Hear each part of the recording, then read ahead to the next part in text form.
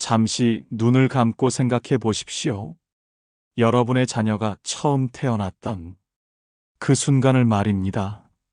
세상에 나온 그 작은 생명체를 처음 품에 안았을 때의 그 벅찬 감동, 말로 표현할 수 없는 신비로운 감정이 밀려왔던 그 순간을 기억하십니까? 그런데 세월이 흘러 지금 그 소중했던 아이가 때로는 우리에게 깊은 상처를 주기도 합니다.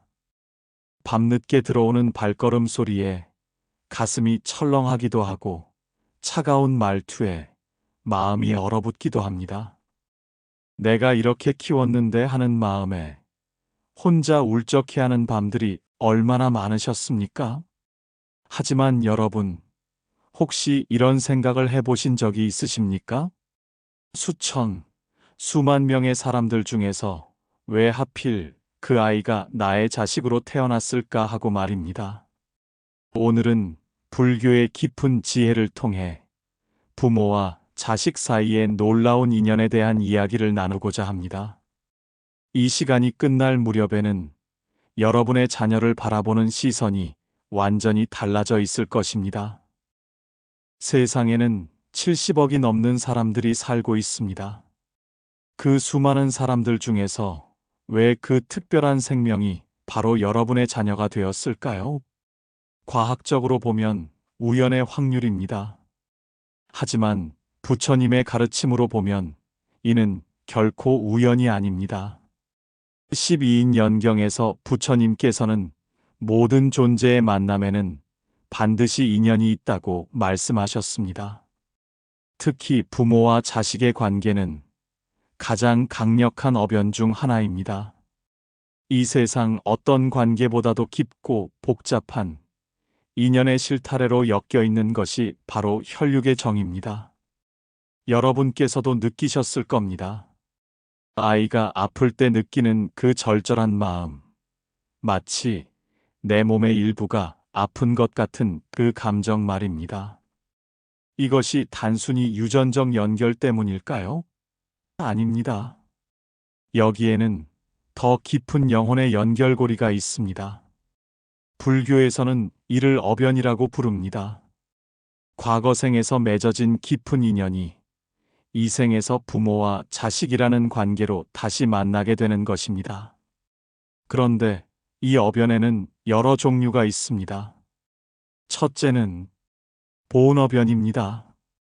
과거 생에서 받은 큰 은혜를 갚기 위해 자식으로 태어나는 경우입니다. 이런 아이들은 부모에게 기쁨과 성공을 가져다 주며 부모의 말을 잘 듣고 효도합니다. 둘째는 보원어변입니다. 과거 생에서 맺어진 원한이나 빚을 갚기 위해 오는 경우입니다. 이런 아이들은 때로 부모에게 걱정과 고통을 안겨주기도 합니다. 셋째는 토체어변입니다. 과거 생에서 부모가 그 아이에게 빚진 것을 받기 위해 오는 경우입니다. 넷째는 환체어변입니다. 반대로 아이가 부모에게 빚진 것을 갚기 위해 오는 경우입니다. 이 네 가지 어변이 복잡하게 얽혀서 부모와 자식의 관계가 만들어집니다. 그래서 같은 부모 밑에서 태어났어도 형제자매가 모두 다른 성격과 운명을 가지게 되는 것입니다. 이제 조금 더 구체적으로 들여다보겠습니다. 여러분의 자녀가 전생의 은인이라는 것은 무슨 의미일까요? 부모운 중경에는 이런 이야기가 전해집니다. 한 수행자가 부처님께 물었습니다. 세존이시여, 부모와 자식의 인연은 어디서 시작된 것입니까? 부처님께서 답하셨습니다. 선남자여, 부모와 자식의 인연은 한두 생이 아니다. 무량겹생 동안 서로를 구하고 구원받으며 이어져 온 깊은 인연이니라. 이 말씀의 의미는 이렇습니다. 우리와 우리 자녀들은 이번 생이 처음 만난 것이 아니라는 뜻입니다. 까마득한 옛날부터 수없이 많은 생을 거쳐오면서 때로는 부모와 자식으로, 때로는 스승과 제자로, 때로는 친구로, 때로는 연인으로 만나왔던 것입니다. 그 긴 윤회의 여정에서 서로에게 은혜를 베풀고 받으며 깊은 정을 쌓아온 것입니다. 혹시 이런 경험 있으시지 않습니까? 자녀를 처음 품에 안았을 때 느꼈던 그 묘한 친숙함. 아, 이 아이다라는 직감 같은 건 말입니다. 이것이 바로 과거 생의 기억이 희미하게 되살아나는 순간입니다. 그런데 전생의 은인이라고 해서 모든 자녀가 현재 부모에게 편안함만 주는 것은 아닙니다. 때로는 큰 시련과 고통을 주기도 합니다. 이것을 이해하기 위해서는 은혜의 진정한 의미를 알아야 합니다. 진정한 은혜는 단순히 편안함을 주는 것이 아닙니다. 때로는 깨달음을 주기 위해 고통을 안겨주는 것도 은혜입니다. 예를 들어보겠습니다. 어떤 분의 자녀가 사업에 실패해서 큰 빚을 지고 부모에게 도움을 요청한다고 합시다. 부모 입장에서는 큰 고통이지만 이를 통해 부모는 무상함을 배우고 집착을 놓는 법을 배우며 진정한 자비가 무엇인지 깨닫게 됩니다. 또는 자녀가 부모의 기대와 다른 길을 걸어가면서 갈등을 일으킨다고 합시다. 이때 부모는 자신의 고정관념과 편견을 성찰하게 되고 진정한 사랑이 무엇인지 배우게 됩니다. 이처럼 자녀가 주는 고통조차도 실은 과거 생에서 우리에게 베풀어준 은혜의 연장선상에 있는 것입니다. 그들은 우리의 영적 성장을 위해 기꺼이 악역을 맡아주기도 하는 것입니다. 법화경에서는 이렇게 말합니다. 때로는 친구의 모습으로, 때로는 적의 모습으로 나타나서 중생을 깨달음의 길로 인도한다. 그렇다면 자녀가 우리에게 주는 고통을 어떻게 받아들여야 할까요? 먼저 명심해야 할 것은 모든 고통에는 메시지가 있다는 것입니다. 특히 가장 사랑하는 사람으로부터 오는 고통에는 더욱 깊은 메시지가 담겨 있습니다. 실제 사례를 들어보겠습니다. 한 어머니가 있었습니다. 이분의 아들은 어려서부터 말을 듣지 않고 사고만 쳤습니다. 학교에서는 문제아로 찍혔고 성인이 되어서도 직장을 자주 바꾸며 방황했습니다.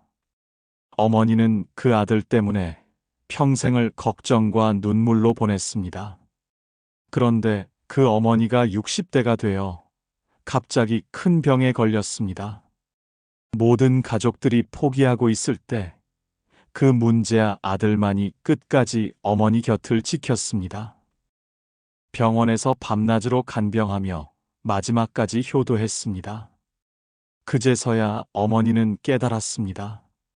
그 아들이 평생 자신에게 고통을 준 것은 어머니가 진정한 무조건적 사랑을 배우게 하기 위함이었다는 것을, 그리고 마지막에 가장 큰 효도를 하기 위해서였다는 것을 말입니다. 이것이 바로 지장경에서 말하는 역행보살의 개념입니다. 중생을 구하기 위해 때로는 나쁜 역할을 맡아서라도 깨달음을 주는 보살들을 말합니다. 여러분의 자녀들도 마찬가지입니다.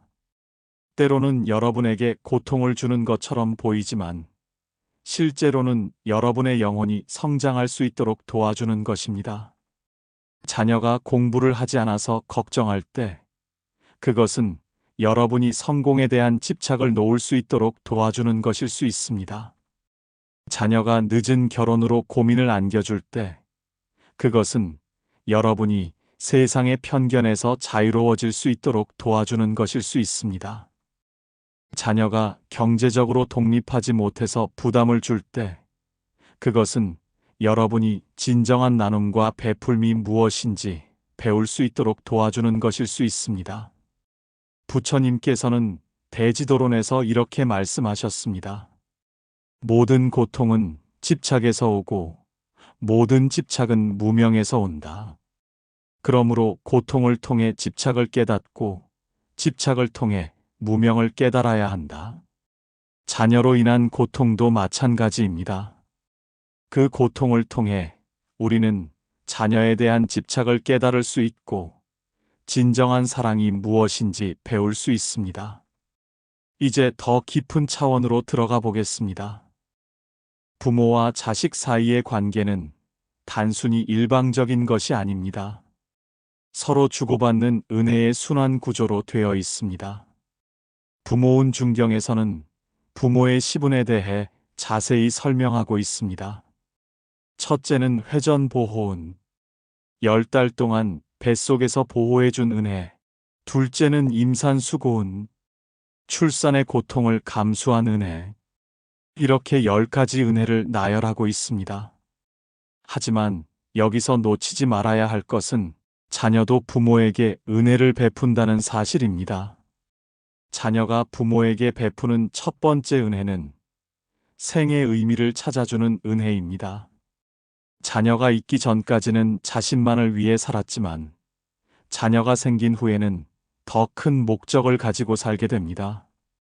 두 번째는 무조건적 사랑을 가르쳐주는 은혜입니다.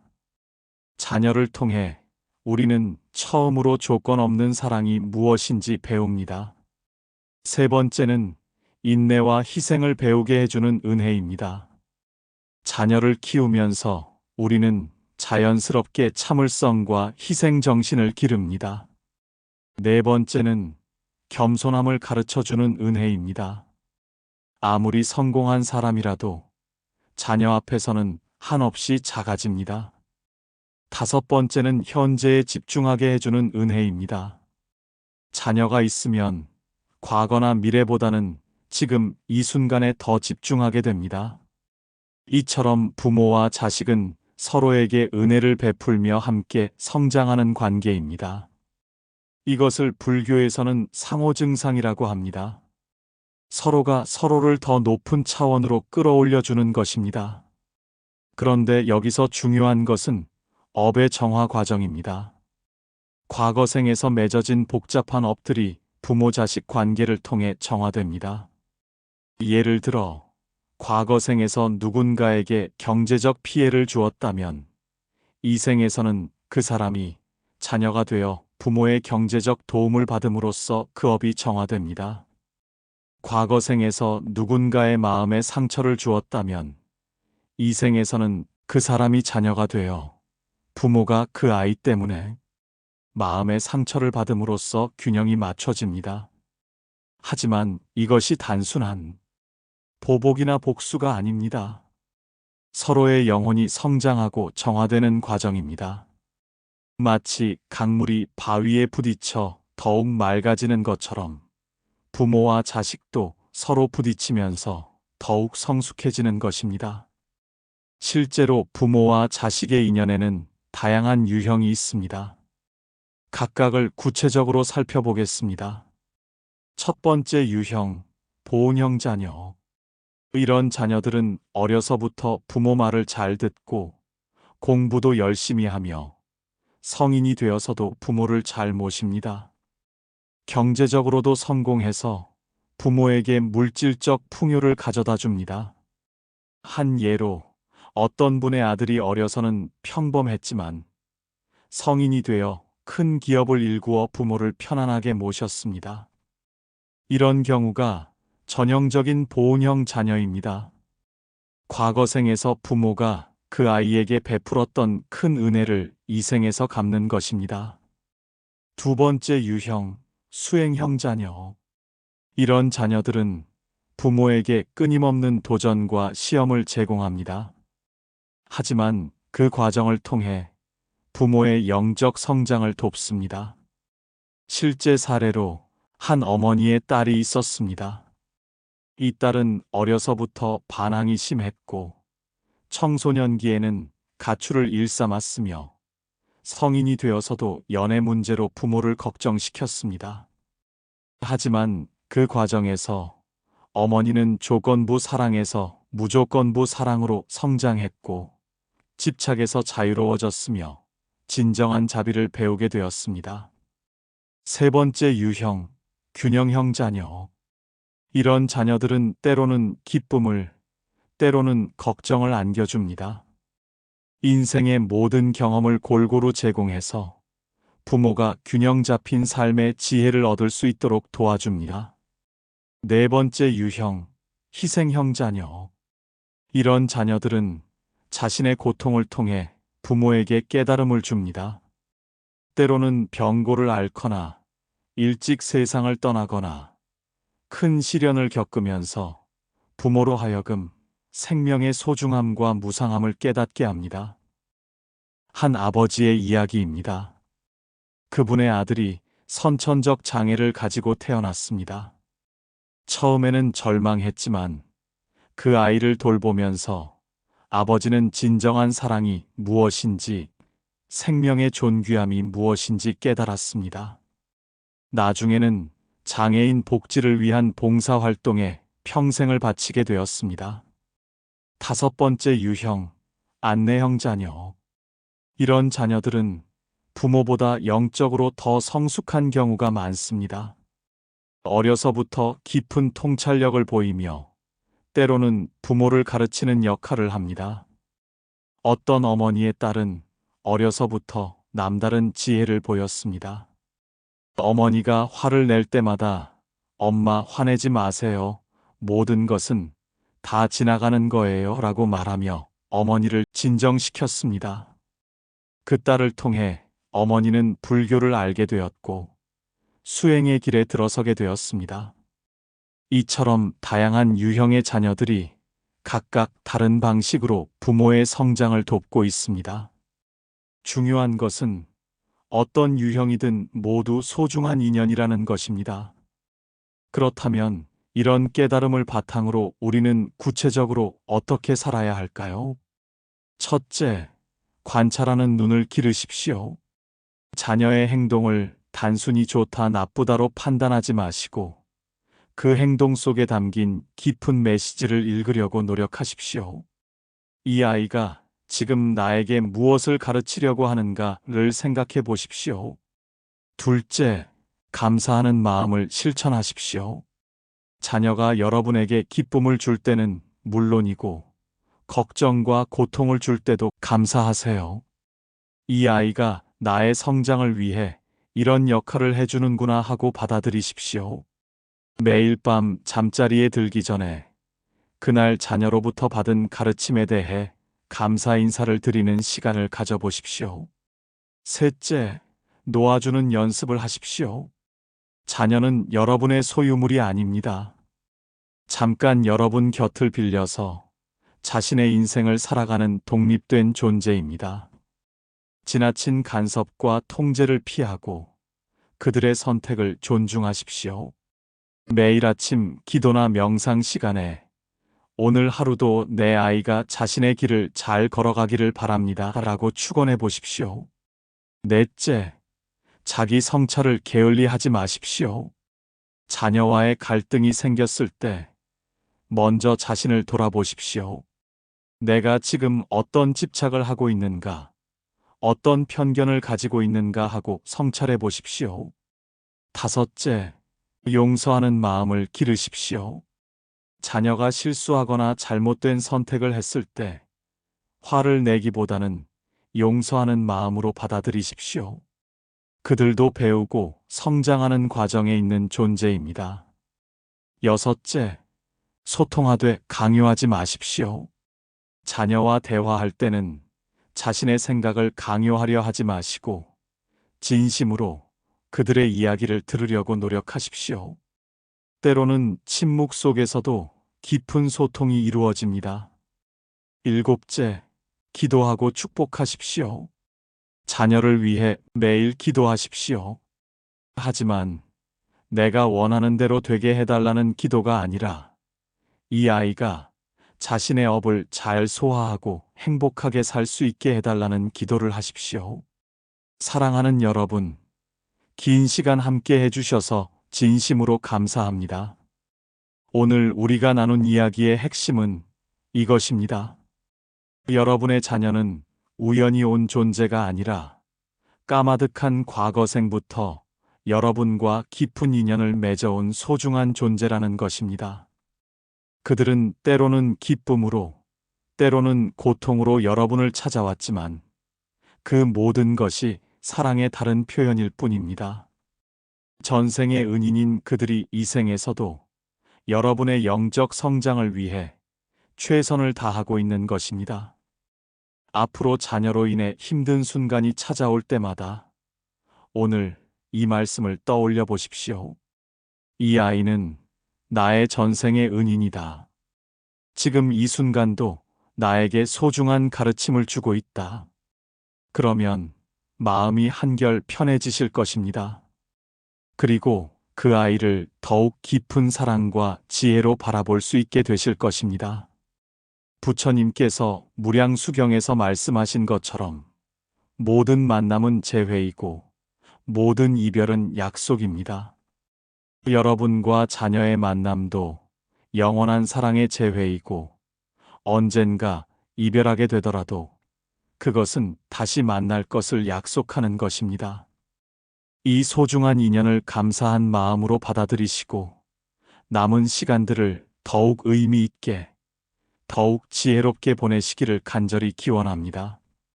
생생셋의 부모와 자식으로 맺어진 이 인연이 더욱 아름답게 꽃 피우기를, 그리하여 모든 중생이 함께 행복하고 평안하기를 서원합니다. 마지막으로 부처님의 말씀으로 오늘의 법문을 마치겠습니다.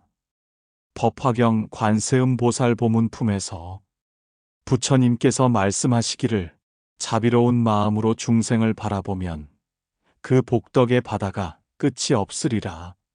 여러분께서 자녀를 바라보는 그 눈길이 자비로 가득하기를, 그리하여 그 복덕이 온 세상에 두루 퍼져나가기를 기원합니다. 오늘도 소중한 시간 함께 해주셔서 고맙습니다. 나무아미타불.